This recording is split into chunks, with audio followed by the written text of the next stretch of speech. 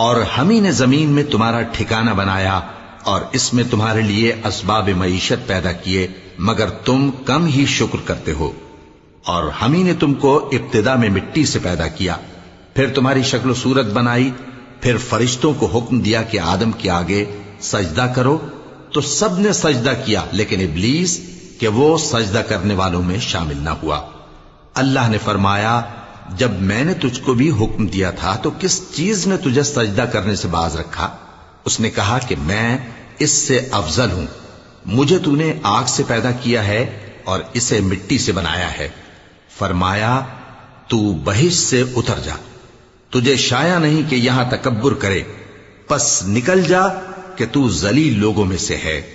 اس نے کہا کہ مجھے اس دن تک مہلت عطا فرما جس دن لوگ قبروں سے اٹھائے جائیں گے۔ فرمایا، اچھا، تجھ کو مہلت دی جاتی ہے۔